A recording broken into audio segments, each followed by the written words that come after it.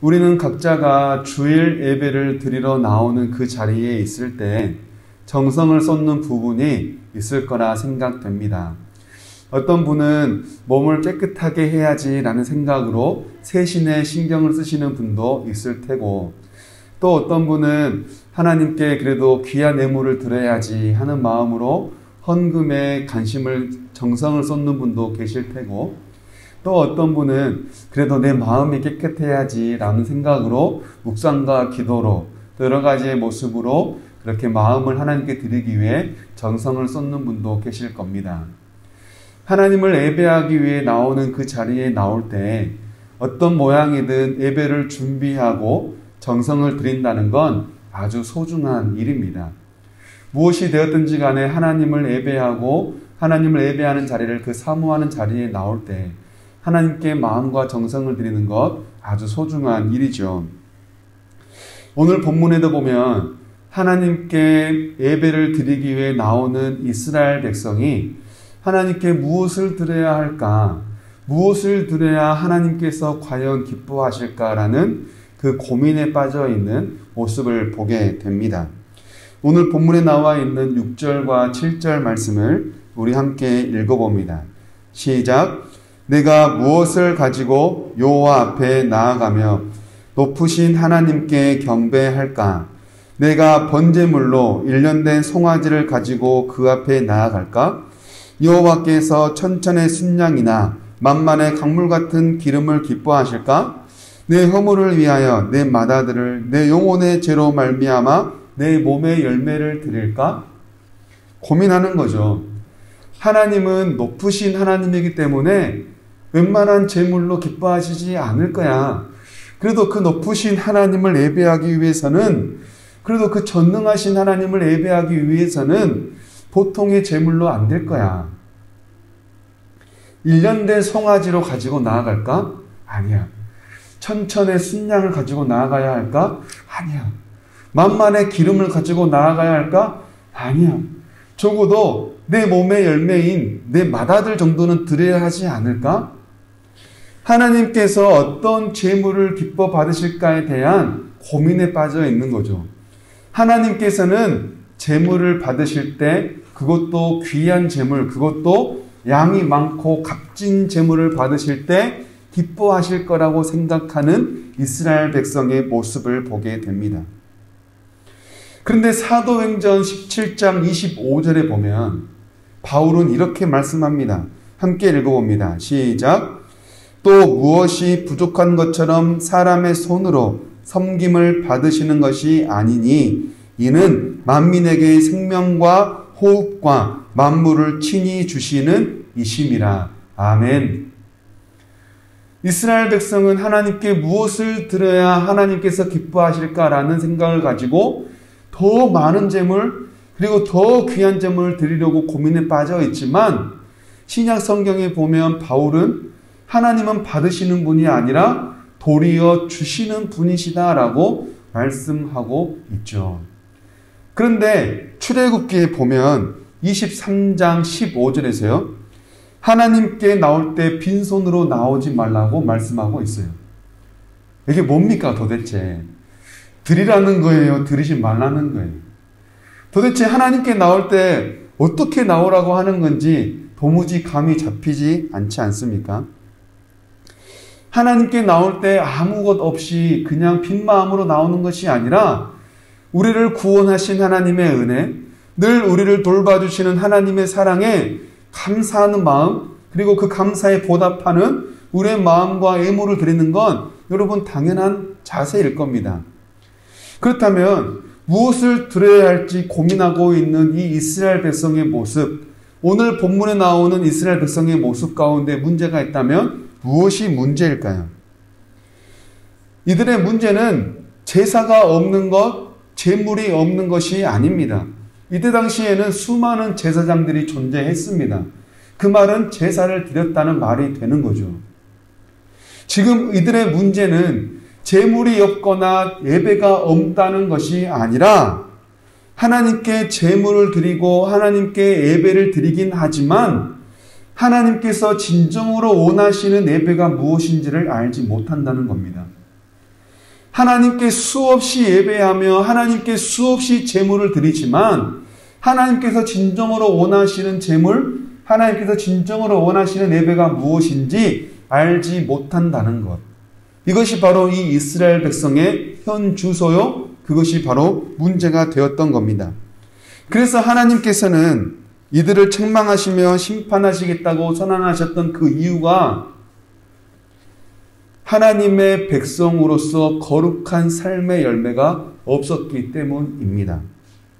제사와 제물은 수도 없이 드려지긴 하지만 마음과 정성을 다해 하나님을 경배하는 삶이 빠졌기 때문에 하나님께서는 이들을 징계하시고 심판하신다고 말씀합니다. 형식적인 제사와 제물을 면죄부 삼아서 하나님께 드렸으니까 됐지 뭐. 그래도 주일날 예배 갔잖아. 그러니까 뭐 됐지. 한 주간 동안 잘 될 거야. 걱정하지 마. 하나님께 예배하고 하나님께 제물을 드린 것을 면죄부 삼아서 그냥 그렇게 아이러니하게 자기의 삶을 돌아보지 못한 것이 이들에게는 책망의 대상이 되었던 겁니다. 지금 이스라엘 백성들의 삶의 모습은 어떠할까요? 미가서 2장 2절에서 이들의 삶의 모습을 이야기합니다. 함께 읽어봅니다. 시작. 밭들을 탐하여 빼앗고 집들을 탐하여 차지하니 그들이 남자와 그의 집과 사람과 그의 산업을 강탈하도다. 또 미가서 3장 1절에서 3절에서 또 이렇게 말해요. 함께 읽어봅니다. 시작. 내가 또 이르노니 야곱의 우두머리들과 이스라엘 족속의 통치자들아 들으라. 정의를 아는 것이 너희의 본분이 아니냐. 너희가 선을 미워하고 악을 기뻐하여 내 백성의 가죽을 벗기고 그 뼈에서 살을 뜯어 그들의 살을 먹으며 그 가죽을 벗기며 그 뼈를 꺾어 다지기를 냄비와 속 가운데에 담을 고기처럼 하는도다. 또 미가서 3장 11절입니다. 함께 읽어봅니다. 시작. 그들의 우두머리들은 뇌물을 위하여 재판하며 그들의 제사장은 삭슬을 위하여 교훈하며 그들의 선지자는 돈을 위하여 점을 치면서도 여호와를 의뢰하여 이르기를 여호와께서 우리 중에 계시지 아니하냐 재앙이 우리에게 임하지 아니하리라 하는도다. 지금 이스라엘의 현 주소가 어떻습니까? 탐하여 빼앗고 강탈하고 남의 것을 차지하려는 욕심이 가득한 모습입니다. 선을 미워하고 악을 기뻐하여 백성의 가죽을 벗기고 그 뼈를 꺾어서 고기를 다루듯이 잔혹하게 백성들을 다스리는 지도자들을 말하고 있습니다. 재판장들은 뇌물을 위하여 재판하고 제사장은 삭슬을 위하여 예배를 드리며 선지자는 돈을 위하여 점을 치는 시대가 바로 이들의 모습이라고 말합니다. 그러면서도 우리가 하나님 백성 아니냐? 우리가 하나님 예배했지 않느냐? 우리가 하나님께 제물 드렸지 않느냐? 그러니 하나님은 우리와 함께 하신다. 걱정하지 말자. 하나님께서 원하시는 것이 전혀 무엇인지 알지 못하는 무지에 빠져있는 영의 눈이 닫혀있는 이들의 모습을 보게 됩니다. 하나님의 언약 백성, 하나님의 인도하심으로 광야의 생활을 지나 가나안 땅에 들어가 하나님의 백성으로 살아가야 할 이들의 삶이 왜 이처럼 초심을 잃어버리고 변질된 삶이 되고 말았을까요?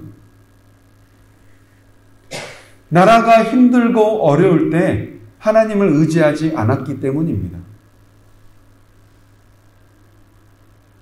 주변에 있는 강대국, 특별히 이 시대 상황으로는 아수르가 북이스라엘을 멸망시키고 예루살렘을 침략하여 포위하고 있는 이 상태, 그때 하나님을 부르짖고 하나님을 찾아야 했지만 하나님을 의지하기보다는 주변에 있는 나라들을 섬기면서 그 나라에 있는 우상들을 섬기면서 살아왔기 때문에 이 나라가 지금 이렇게 정의가 없고 자비가 없고 하나님과 동행하지 않아버리는 전혀 하나님의 백성이라고 할 수 없는 모습을 갖추고 만 겁니다. 또 이들은 하나님을 기억하지 않았습니다. 하나님께서 어떻게 이스라엘 백성들을 이끌어 오셨고 하나님께서 어떻게 이스라엘 백성들과 함께 하셨는지 하나님께서 어떻게 이스라엘 백성들을 구원의 길로 인도해 주셨는지 그 하나님의 은혜와 하나님의 인도하심을 기억하지 않았다는 겁니다. 이처럼 하나님을 붙들지 않고 하나님을 기억하지 않음으로 말미암아 이들의 삶에는 하나님이라고 하는 존재가 형식적으로만 존재하는 어떤 절차에 의해서만 존재하는 하나님이 되고 말았다는 거죠. 하나님을 하나님 되게 한 것이 아니라 하나님을 자기의 필요에 따라만 믿었던 이 이스라엘 백성들의 모습이 오늘 지금 이 본문에 통하여 나타나고 있습니다. 그래서 하나님께서는 말씀하십니다. 거룩한 삶은 뒷전으로 하고 형식과 제도에만 얽매여서 하나님께 무엇을 드릴까? 1년 된 송아지? 천천의 순양? 아니 만만의 기름? 아니야 적어도 내 몸에 난 내 자식, 내 맏아들 정도는 드려야 하지 않을까라고 하는 제물을 통해 하나님을 기쁘시게 하려고 하는 형식과 제도에 얽매여버리는 이 이스라엘 백성들에게 말씀하십니다. 내가 원하는 것은 그것이 아니야. 내가 원하는 건 그런 형식과 제도가 아니야. 내가 너희에게 원하는 건 그런 제물이 아니야. 내가 정말로 너희들에게 원하는 건, 아버지로서 너희에게 원하는 건 너희의 마음과 너희의 정성을 다하는 거야. 오늘 본문에 있는 6장 8절을 우리 함께 읽어봅니다. 시작. 사람아, 주께서 선한 것이 무엇임을 내게 보이셨나니 여호와께서 내게 구하시는 것은 오직 정의를 행하며 인자를 사랑하며 겸손하게 내 하나님과 함께 행하는 것이 아니냐. 아멘. 여러분, 이 말씀을 가슴 깊이 새기기 원합니다. 여러분, 이 말씀이 여러분 가정에 깊숙이 새겨지는 생명의 말씀 되기를 원합니다. 여러분, 오늘날 우리가 살아가는 이 시대에 이 말씀이 우리 삶에 흘러내리고 우리의 피가 되고 우리의 살이 되고 우리의 뼈가 되기를 간절히 원합니다. 하나님께서 부르세요. 사람아. 이것은 아다마라고 하는 히브리어를 말합니다.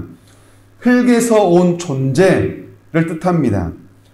하나님의 의에 창조되었고 하나님의 도움으로 살아가는 지극히 연약하고 지극히 부족하고 지극히 한계적인 존재를 말합니다. 종종 왜 이런 말 하지 않아요? 인간이 먼저 되라. 저는 이 말이 예전에는 별로 그런 말로 생각했는데 점점 생각하면 생각할수록 이 말은 정말로 귀한 말이구나, 정말로 소중한 말이구나 라는 것을 깨닫게 됩니다.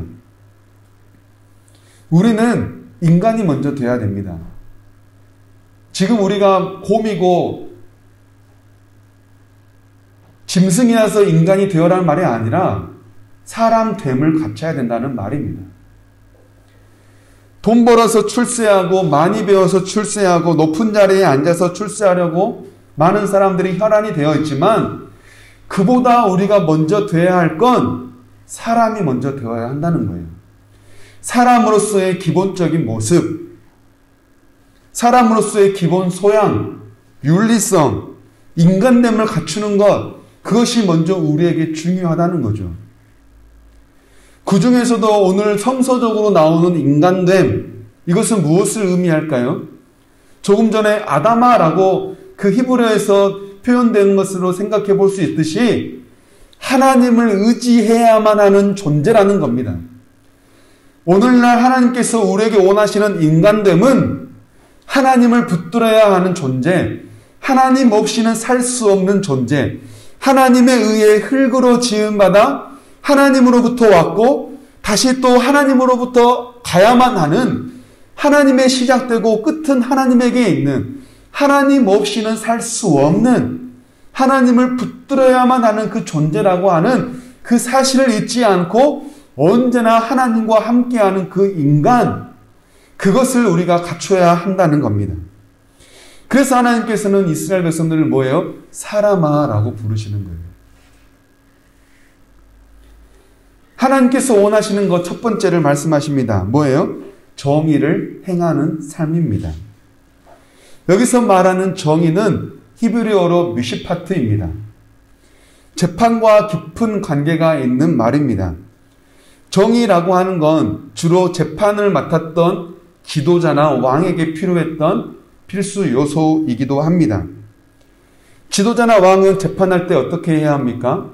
사람을 뇌물이나 외모로 판단하지 않고 옳고 그름을 판단할 때 정직하게 공평하게 판단해야 하지 않습니까? 누구라도 공정하게, 누구라도 공평하게 판결이 되는 것, 옳고 그름이 따져지는 것, 이것이 곧 정의라고 말할 수 있습니다. 그래서 열왕기상 3장 9절에서 솔로몬이 이스라엘의 왕이 되었을 때 하나님께 구했던 게 있어요. 그게 뭘까요? 듣는 마음입니다.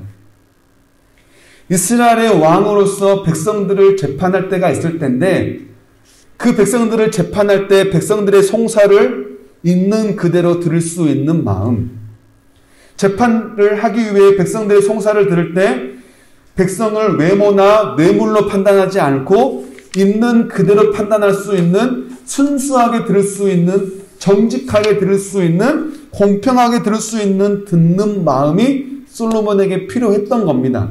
그래서 솔로몬은 왕이 되었을 때 다른 것을 구하지 않고 듣는 마음, 공평하게 들을 수 있는 듣는 마음을 하나님께 구했던 겁니다.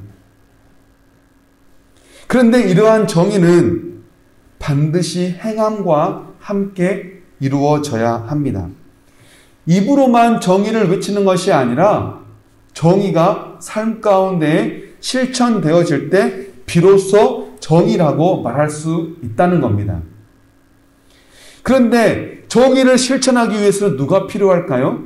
정의를 실천할 수 있는 상대가 필요하겠죠. 이웃이 필요하겠죠. 사회가 필요하겠죠. 그래서 이 정의라고 하는 건 우리가 살아가는 삶의 자리, 이웃과 살아가는 삶의 자리에서 이루어지는 실천적인 행동입니다. 그렇다 보니까 이 정의라고 하는 건 하나님께서 원하시는 두 번째 인자와 함께 짝이 이루어져요. 뭐예요? 긍휼입니다. 오늘 본문에 나오는 인자는 히브리어로 헤세드입니다. 자비, 긍휼 이런 뜻으로 해석이 가능하겠습니다.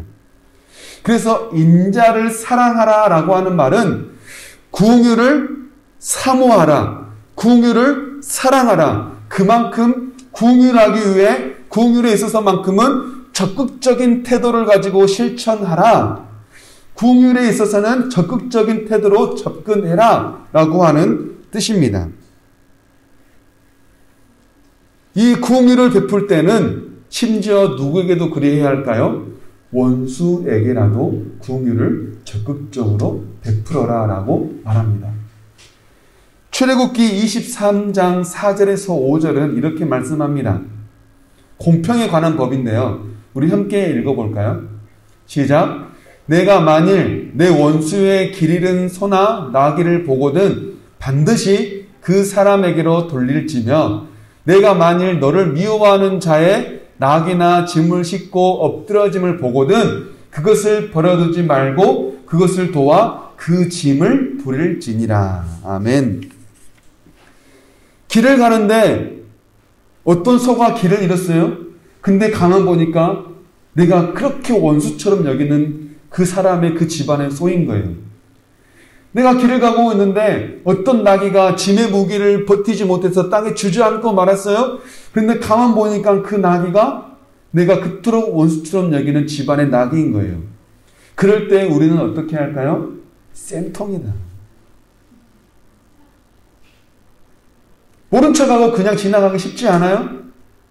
그런데 하나님께서 우리에게 요구하시는 것은 뭡니까?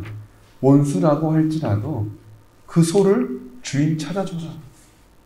원수의 나귀라고 할지라도 그 나귀의 짐을 들어줘라. 하나님께서 우리에게 원하시는 긍휼은 우리와 상관관계를 따져서 나에게 이익이 있을까? 그동안 나에게 잘해준 사람? 그동안 나와 친해진 사람? 나와 좋은 관계를 맺은 사람에게만 베푸는 것이 아니라 원수에게도 긍휼을 베풀어야 한다는 겁니다. 긍휼을 베풀 때만큼은 그 사람을 뇌물로 또는 외모로 판단하지 않고 정의롭게 긍휼을 베풀으라는 겁니다. 그래서 정의와 긍휼은 하나입니다. 정의와 긍휼은 한 짝을 이룬다고 말할 수 있습니다. 이것이 바로 하나님의 성품인 거죠.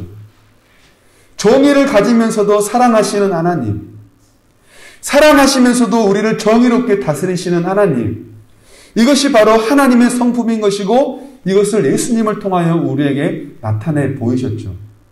그러니 우리가 닮아야 할 것이, 우리가 쫓아가야 할 것이 바로 이 정의와 긍휼이라고 우리에게 말씀하십니다. 하나님께서 우리에게 원하시는 세 번째는 뭡니까? 겸손하게 하나님과 동행하는 삶입니다. 하나님과 동행한다는 것, 이것이 곧 겸손을 말합니다. 내가 하나님보다 앞서지 않고 하나님 앞에서 내가 하려고 나를 내세우지 않고 하나님께서 무엇을 원하시는지, 하나님의 뜻이 무엇인지를 알아가며 하나님 앞에 겸손하게 엎드리는 삶, 하나님을 붙잡고 하나님을 의지하는 삶, 낭떠러지에서 밧줄 하나 붙잡듯이 우리가 살아가는 삶의 자리에서 하나님만 붙잡는 삶, 이것이 바로 하나님과 동행하는 겸손한 삶인 겁니다. 경기도 고양시에 가면 스타필드라고 하는 스포츠 몬스터라고 넓은 실내에서 다양한 스포츠를 즐길 수 있는 놀이시설이 있습니다. 그 놀이시설에 가면 높은 10m 이상의 높은 곳에 올라가서 즐기는 스포츠가 있는데요. 여기 가면 밧줄 하나 몸에 달고 그 위를 걸어다니고 점프하고 균형을 잡아가는 그런 운동입니다. 놀이인 거죠. 근데 워낙 위험하고 많은 사람들이 무서워하는 코스다 보니까 거기에 가면 곳곳에 안전요원들이 배치되어 있습니다. 밑에서는 긴다 난다 뛰어다니는 많은 사람들도 그 위에 올라가서 몸에다가 밧줄 하나만 걸어놓으면 다 안전요원의 말에 철저하게 잘 따라가요. 기어라면 기고 외치라면 외치고 엎드리라면 엎드리고, 지금 내 몸에는 밧줄 하나 달려있고 내가 할 수 있는 것은 안전요원이 시킨 대로밖에 없거든요. 그것이 그 스포츠의 묘미입니다. 스릴을 즐기는 거죠. 하나님과 동행하는 겸손한 삶, 무엇을 말할까요? 이와 같다고 저는 생각해 봅니다. 오늘날 우리가 살아가는 삶의 자리 매우 위험하지 않아요? 지금 우리에게 어떻게 보면 밧줄 하나 달려있을 뿐입니다. 우리는 내가 가진 재력, 내가 가진 명예, 내가 가진 권력으로 의지해 산다지만 여러분, 그것 끊어지면 그만이지 않아요? 우리가 붙잡고 있는 밧줄은 무엇입니까? 우리가 살아가는 삶의 자리에서 우리가 붙잡아야 할 우리의 생명줄은 무엇입니까? 하나님 한 분뿐입니다. 하나님만 의지하고 하나님과 동행하며 하나님만 붙들며 하나님께서 말씀하시고 하나님께서 원하시는 것에 순종하는 삶, 이것이 곧 하나님 앞에서 엎드려 하나님과 겸손하게 동행하는 삶이라고 말할 수 있습니다. 말씀을 맺겠습니다. 하나님을 예배하는 삶의 자리에 있을 때 오늘날 우리가 가장 정성을 쏟으시는 부분이 무엇인가요? 하나님을 예배함에 우리가 가장 소중하게 여기는, 우리가 가장 많은 정성을 쏟는 게 무엇입니까? 우리는 오늘 말씀을 통해서 분명히 깨닫게 됩니다. 우리의 정성, 하나님께서 기뻐 받으시며 우리의 정성, 하나님을 예배함에 있어서 아주 소중한 그것이지만, 정성을 드림에 있어서 중요한 건 하나님께서 원하시는 정성이 무엇인지를 아는 겁니다. 그러니 하나님을 아는 지식이 필요한 거죠. 하나님께서 우리에게 원하시는 예배, 하나님께서 우리에게 원하시는 것이 무엇입니까? 금은 보화가 아닙니다. 하나님께서 우리에게 원하시는 건 많은 돈을 헌금으로 드리는 게 아닙니다. 하나님께서 우리에게 원하시는 건 제도와 형식에 갖춰진 봉사가 아닙니다. 하나님께서 우리에게 원하시는 건 정의와 긍휼을 실천하며 살아가는 삶 가운데 하나님만 붙잡고 살아가는 겸손하게 주님과 동행하는 삶입니다. 제도와 형식, 공동체적인 예배가 중요하지 않다는 말이 절대 아닙니다. 하나님께서 우리에게 주신 예배요, 하나님께서 우리에게 주신 공동체의 모습인데 어찌 이것이 중요하지 않을까요? 주일에 모여 하나님을 예배하고 매일 아침 모여 하나님 앞에 기도하며 금요일날 모여서 함께 기도하고 또 여러 가지 모양으로 우리가 함께 힘쓰는 부분들 아주 중요한 일입니다. 그런데 중요한 건 그렇게 함께 모여 예배하는 예배의 모습이 우리가 살아가는 삶의 모습과 일치되는 것. 우리가 공동체에서 함께 하나님을 찬양하며 공동체에서 함께 하나님을 부르며 하나님 앞에 엎드려 기도하는 그 모습이 우리가 각자 살아가는 삶의 자리에서 나타나는 것. 그래서 우리가 살아가는 삶의 자리에서 정의를 행하며 공의를 베풀며 하나님과 동행하는 삶. 하나님을 의식하며 하나님을 인지하며 내가 어디에 있든지 하나님이 나와 함께 하시지라고 하는 항상 하나님 앞에서 살아가는 삶. 하나님께서는 오늘 우리에게 그러한 삶, 그러한 예배가 되기를 원하십니다. 우리의 삶이 곧 예배입니다. 주일날 예배가 마쳐지고 나면 이제 예배가 끝난 게 아니에요. 공동체 예배가 끝났으면 이제 우리는 삶의 예배로 나아가게 됩니다. 이 공동체 예배의 연장선에서 우리의 삶이 있는 것뿐입니다. 공동체적인 예배와 개인의 삶의 모습이 분리되지 않고 함께 이루어져 가는 것. 이것이 하나님께서 우리에게 원하시는 예배의 모습입니다. 우리가 살아가는 삶의 자리에서 그 자리가 하나님을 예배하는 자리임을 깨닫고 날마다 하나님과 겸손하게 동행하여 정의와 공유를 베풀며 살아가는 복된 삶이 되기를 간절히 소망합니다.